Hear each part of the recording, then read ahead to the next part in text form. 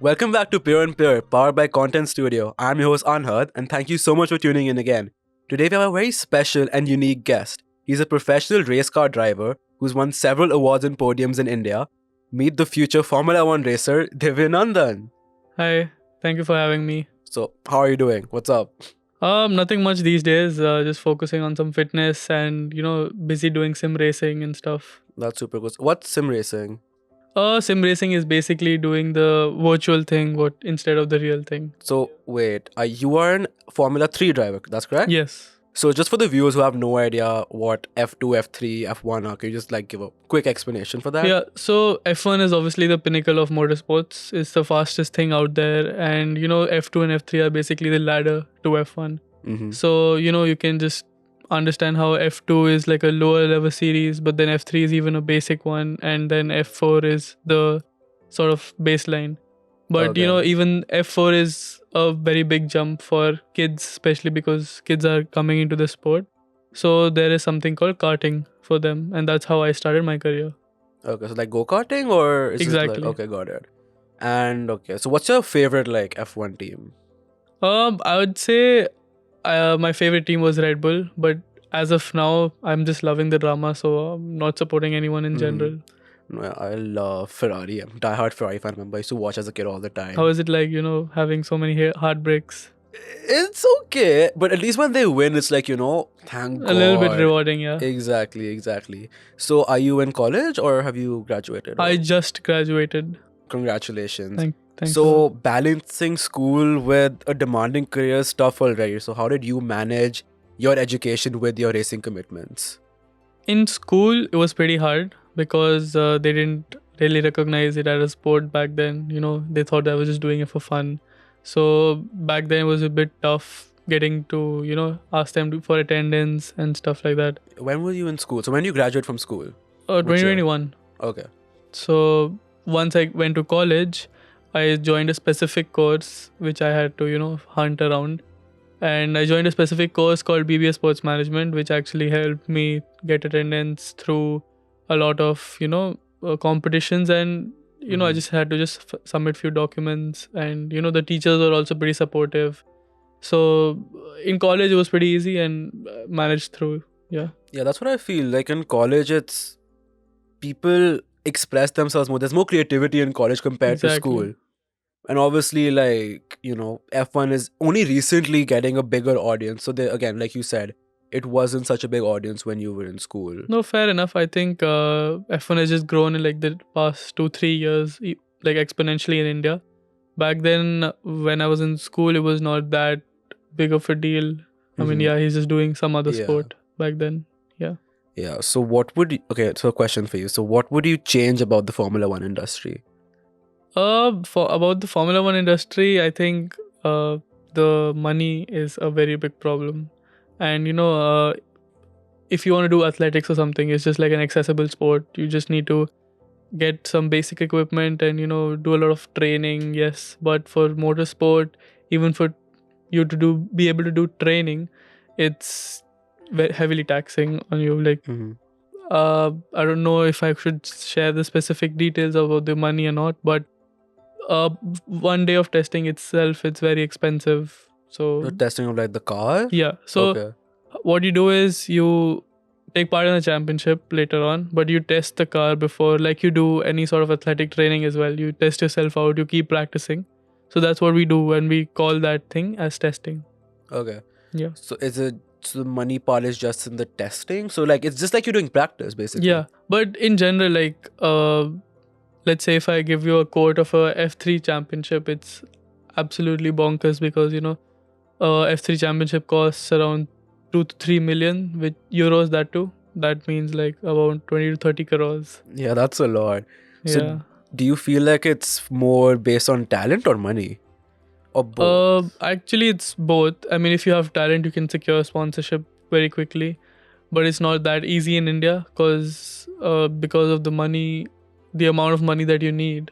Actually, sponsors don't see that much of a benefit and they back out pretty easily. But for sure, foreign in America and in Europe, I think if you have decent achievements, I think companies would be ready to back you and look at you as like a future prospect. Yeah.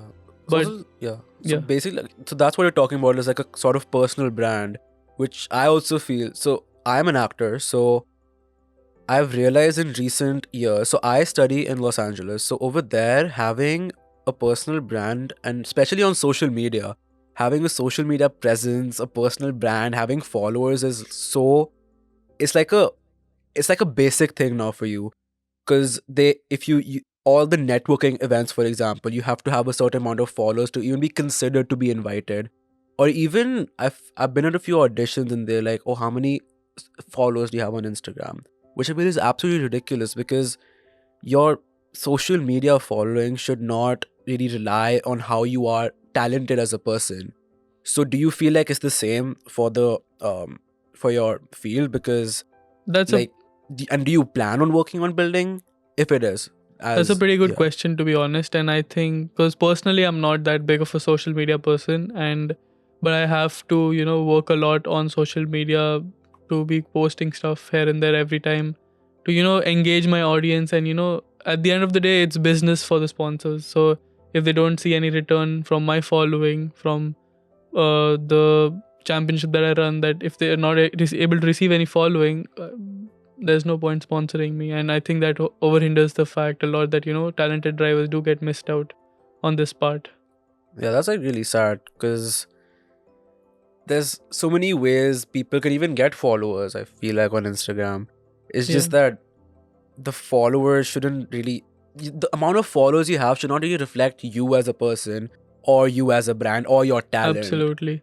Because And like people, I feel like sometimes people are not themselves on social media. They try to exactly. portray like a really high life personality and a And that's the lifestyle. ironic part, because when you see someone with more followers, you automatically think, oh, they are, trustworthy, they're verified. So you automatically think that they must be authentic, when it's actually most of the times the opposite, Yeah, which is true. the really And sad part. whereas, like how I've looked at social media, I think people are like interested in knowing how, get ready with me, or let's say behind the scenes of what actually we do. And actually, that is very, interesting because I have also seen all of that. But being able to put yourself out there in like awkward positions of, for example, doing various collaborations and stuff like that, it is helpful. And you also, get recognition from the brand.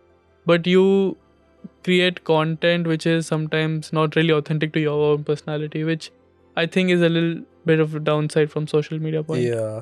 I like now so many people are influenced, like trying to be influencers. Everyone feels like a content creator. Like, I feel like there's so much pressure on that you should be an influencer. You should, because that's everything. Like, even for LinkedIn, the more connections you have, everything.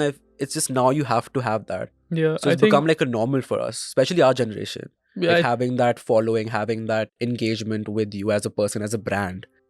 I think social media is like the new normal in a way, because I guess you're defined by the more connections you have. But it's really about how well you can do a particular job and if you're good at it.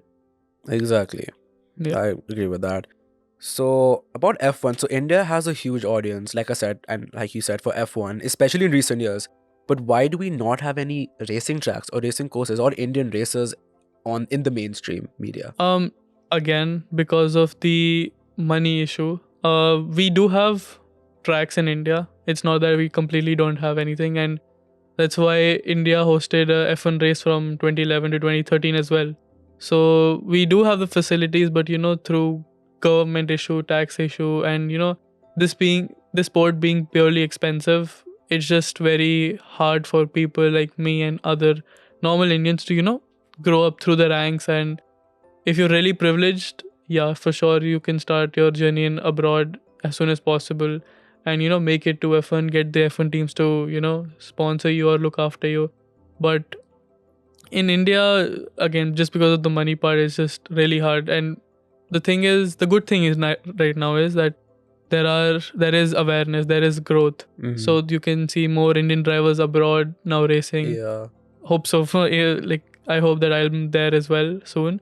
But yeah, the sport is growing. There are new tracks coming up in India. There is one called Coast, which has recently been uh, inaugurated. And yeah, I think the community is growing, but I think we would need more of a push for athletes in general to, be able to accomplish a Yeah. decent feat in their And yeah, career. exactly. There's so many, F1, there's so many F1 fans. I feel like they also should, like, contribute because we have everything we need to have, like, the racetracks and everything. So, do you feel like now, after, the sudden rise in the audience, do you feel like it will come up in India? I think the audience in India is very supportive because it's not like we also don't have Indian drivers abroad. And I want to give a quick shout out to Kush Maini as well, who is doing a brilliant job in F2. And you can't basically rock up to the circuit and perform as like he does. So I think big hats off to him. And I think Indian community is really embracing him to be the next F1 talent because he tested an F1 car with the Alpine team recently, and that's a huge confidence booster for Indian fans, the Indian athletes who aspire to be there.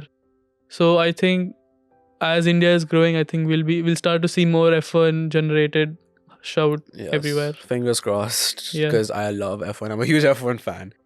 So when you're racing, do you feel like you have more pressure to win the match or something, or do you have fun? What do you feel like when I you're... think it's a mixture of both because if you don't have fun, I don't think you would gonna and basically you're gonna be doing that sport. But you have pressure as well because if you're leading or if you're in the mid position, you obviously want to do well, so you take that pressure that I want to move forward in the race, I want to overtake people and get to the first place. But yeah, I think it's a mixture of both, and sometimes one or two gets basically more dominance over each other. Maybe you're having too much fun, but then you take the pressure of you get a lot of pressure from sponsors or parents or your own pressure that you need to do well, and of course everyone wants to do well for themselves. So I think it's a bit of both. Makes sense, definitely. Yeah. So where do you see yourself in the next 5 to 10 years, both in your racing career and your personal life? I think in racing, I would definitely want to see myself in F1, IndyCar, or Formula E, because that's the sort of the peak of motorsport career, and I think you've done pretty good for yourself if you're in the following categories. But I think my aim is F1, and I want to be there. So hopefully by then I'll be there. For personal life, I think just leading, even though if it's not F1, I just want to be doing, a pretty chilled out business sort of a thing because I'm more towards into business than, doing like a desk job or something. But yeah. I definitely want to see myself doing well and, living well. Yeah, and you were studying sports management, right? Yes. So what about if you explore a career in that? Have you ever thought about that part of it as well? Or Of course, I took that course mainly because of my attendance, but in return, I think I learned a lot from that course as well. So I think that is definitely an option because sports management is a huge market in the whole world, to be honest. And sports management taught me a lot of things about analytics and event management, athlete management. So the sector for growth is very good. So if the opportunity is there, I think I would go for that as well. But I have few other business ideas I would wanna look after first. So can you share a moment in your career that was particularly challenging, and how do you overcome it? So I think this is the first year I did my single seaters. I've only done 1 year of single seaters, and what single seaters? Single seater is basically like an F1 car, but a simplified version, and that's how the rank goes, right? Like I told you, F2, F3, and F4. So F4 is the most basic part, and that's how I started out in single seaters. So And when did you start out? I forgot to ask that. 2022. Okay.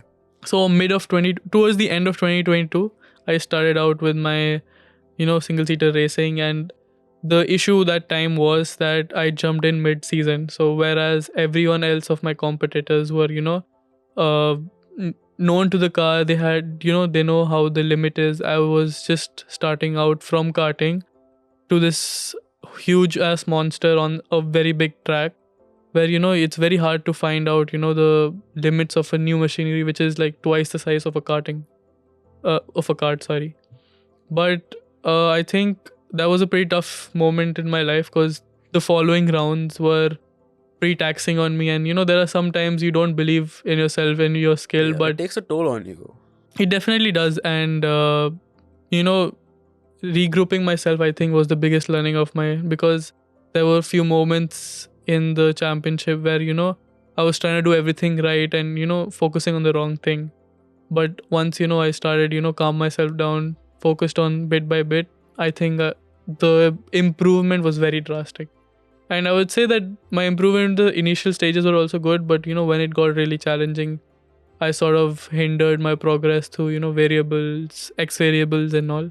But once I really got going, I think I had a very good running towards the end of the championship.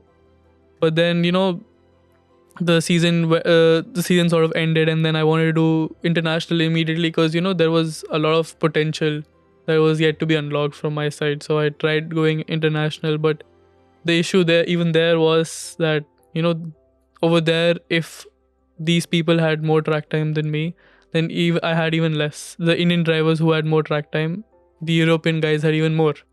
So over there, they look this as a proper career. So whereas I tested like 3 days, these guys tested like 60, 70 days. So It's so big over there, so it makes sense. of course, I think they over there, it's very, the racing industry is very developed, so you can it's more accessible. And being there was a very big challenge, because I was trying to learn as much as possible, but also put a good result on the show. So that was even a tougher moment. But I think in terms of a breakthrough moment, it was later on that year in January again, when I went and won my first ever podium, or let's say won the race in my first go of a new championship. And that was a really turning point, because I was on to win a race before in a previous series, but due to some contact and stuff, that didn't happen. So that day, I think I let a lot of emotions out with my mom and my dad. And that day was like a reassurance that I have what it takes to be, let's say, an F1 driver or a really good successful driver. Yeah, exactly. I feel like in any career, a tough point always make, if you truly are talented or capable enough, that will make you believe in yourself. For me, example, in acting, you have to go through several auditions, tough ones where you get rejections. But for me, once I got accepted, that part made me actually believe that all those rejections were worth it. So Of same, course, I mean, to be honest, to be able to build yourself a true talented character, there are going to be setbacks that you have to come after. And it's pretty normal, to be honest. Yes, those time will be hard, but I think you'll learn something out of it and be better in your sport career, exactly, whatever. exactly. Yeah. So what are some mental, physical exercises that you find most beneficial to do before your race? Mental or physical? Both. Okay, I mean, mental. So my cousins are actually avid meditation freaks. But I think I do like it myself as well, because it helps me calm down and think more what the next step is going to be. So mental practice, I think I can give shout out to my cousins for doing that and for helping me do that, basically, because I don't do it all myself. But physically, I think people think that motorsports, you just sit and drive a car, it's not really that physical. But to be honest, once you sit and go through those high speed in that particular car, I think it's pretty physical, because you need shoulder strength, you need neck muscle, you need leg strength, core, a lot of mixture. So I think my physical side of things just looks mainly like core and neck. And I do a lot of circuit training and hypertrophies and stuff to keep myself fit. But more on the neck, because basically what we're doing is we're just lying down, and the belts are strapped in so that we don't move a lot during a crash. So mainly our legs and neck move a lot, so keeping our neck pretty buff and sturdy for the race. Because if you start getting tired, you start losing concentration and all. And I think it's a huge distraction if you're trying to be go fast and stuff and trying to win a race. So to be able to keep a strong neck, I do a lot of neck training as well. So F1 is a very competitive sport, obviously. So, have you ever had any experiences where a fellow rival or a fellow competitor has ever done dirty driving, or has there been any jealousy? Like, what's the experience that you've had with I this? mean, at the end of the day, we're there to win, and everyone wants to win or be on the podium. So yeah, people sometimes do all they can to be, hinder some other guy. So yes, there are tactics, but for me personally, I think it could have been my breakthrough moment in the first ever championship that I took part. But like while I was leading the race, one of the drivers took me out and couldn't win the race What? and actually finished last. So that was a real low. But I think we drivers do have good camaraderie outside the car, but because everyone want to win, Exactly, yeah. people show the real self, I think, at the end of the day. But I think being fair matters the most, and Mhm. if you're winning the race fairly, I think then you're respected even more. Yeah, but whoever did, he didn't get disqualified or anything. I mean, so basically we can appeal to the stewards after the race, and I'm not sure for what reason they wouldn't even entertain me for that cause. And it was a pretty straightforward accident from my side, because I turned in and he decided to just knock me out of the whole corner. What? That's crazy. I'm so sorry that happened to you. No worries, it's alright. It's part and parcel of the Yeah. sport. So like I said earlier, basically in acting, we often have to deal with rejection and tough auditions. So how do you handle setbacks and disappointments in your racing career? I think setbacks are something that make or break a athlete, and I think setbacks are necessary to have to be a better version or a better character of yourself in the future. And in a way, I think I've handled setbacks pretty well, and being able to take it step by step forward has really helped me be confident in my abilities and make progress in my career myself. And just branching off that, what are some struggles you've had in your career? Looking back, I think I definitely have more struggles than actual achievements, but I think that's what is basically forming me as well. So That's what forms you. The more struggles you have to get to that goal makes exactly. the goal or the more better, I feel. Exactly. So, for example, when I started racing professionally, and I didn't take, let's say, my weight part very seriously. So, for the first year, I was a very chubby, heavy kid, and even though I had the talent, in the field where I used to, overtake like 6-7 cars in the first lap itself, I would eventually fall back because of my weight. Because on the straights, everyone else was quicker. So I think after that, I made myself pretty strict on my diet, and because at the end of the day, I want to achieve my dream, so I had to do what I had to do. And within the span of 6 months, I think I reduced about 24 kgs. So that's something that I dealt with pretty well. And even though I'm a big foodie, it's very hard to leave all of it suddenly. But I think if you really want something, you have to do what you have to do. Yeah, exactly. Of course, you have to make sacrifices Of course. for your career, and if you want to reach your goal, your dreams, you have to make sacrifices. For sure. So now let's just talk about the opposite of this. We got pretty serious right now. So Yeah. what do you do in your free times? What are your hobbies? What are your interests? What is the other side of Divya? I'd say I'm pretty into music. I like EDM, I like techno a lot. So Who's your favorite techno artist? I think I'd say Fred again. Okay. So Fred again is the shit out there. So I appreciate his music a lot, and I'm pretty sure my mom's tired of that type of music, because it's literally been Same, on. my mom also. I don't listen to exactly techno, but Fisher?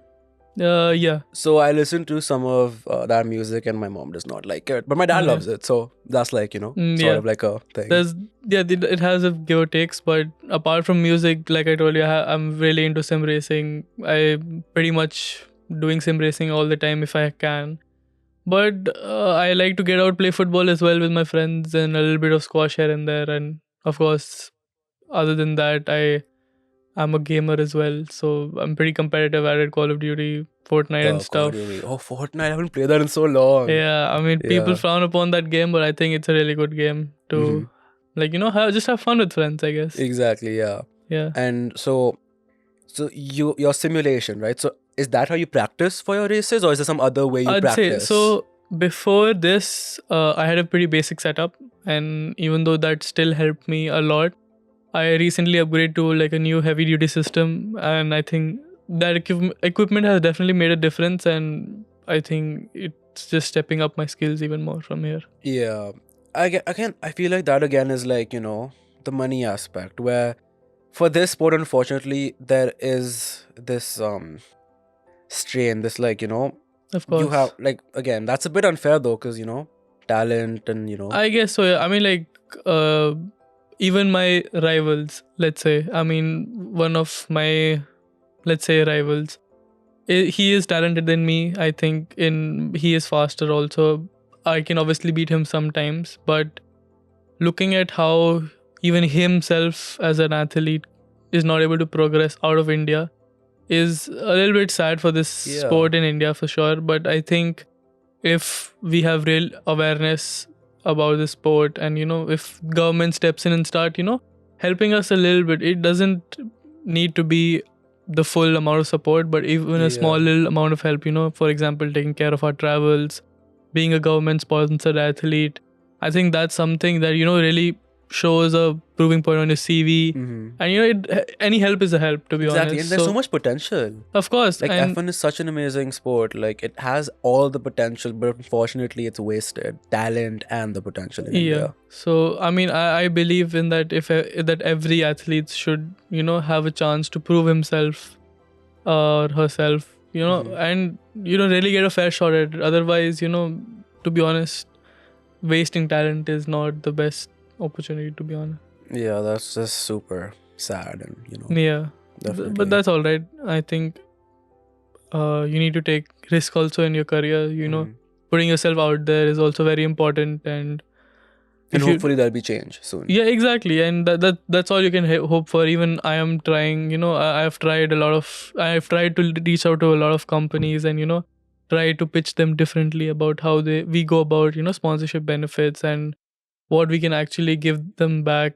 Mhm. So I think motorsport growing in India is like a big opportunity for that. And I think I am pretty sure sooner or later I will be able to back a lot of sponsors based on that fact. Mhm. So the future does look bright, but I just hope it comes down sooner. So, what's a piece of advice a Mhm. fellow peer or a mentor has given you throughout your journey or during your journey that still has meaning to you today? I think I think I said it before as well. One of my mentors, who have been there since day one of starting my single seater career, he asked me to take everything step by step, because if you go into it rushing, everything's just gonna fall apart, and you don't learn a lot out of it. If you take it step by step, you're gonna learn everything. You're gonna embrace everything. You're gonna absorb the pressure like that, and I think that's what made my career a little better, to be able to absorb a lot of pressure out of tough situations or pressured situations. So I think that's one advice I would give to a guy who's starting out. And another piece of advice I can give is just that you utilize your resources well, so that you're not looking at some dead end career like that.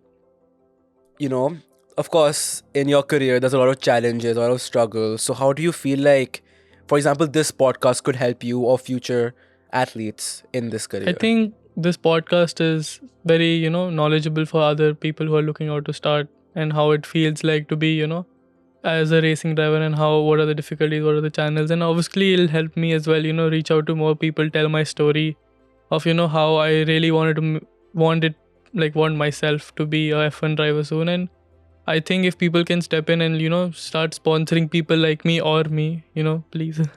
So I think that can basically start a proper roster for India to have great achieving F1 drivers, or at least drivers who are doing good in their motorsport career. It doesn't have to be Yeah. F1 all the time, but yeah. That's why I said there's so much potential. India is such a huge course. country with so many creative minds. So Yeah. definitely, we need to get this sport more into India. Yeah, and I think once one of us makes it, or I think one of us makes it, or tries to expand this whole circle, I think there is going to be exponential growth from the driver's side as well. Because at the end of the day, yes, we are there from for ourselves to be like doing good, but I believe in some people who can be able to make a good roster and help people out. Try and Exactly. reduce the motorsport cost of India to help drivers reach that place. Yes, hopefully it's like that. And I really, really hope for you to get any sponsorship. Like, if you're watching this and you can sponsor him, please do it. This guy is literally so talented. Thank you so And much. it was amazing having you today. It was so interesting to talk to you. I learned a lot, and hopefully the viewers also learned a lot from you.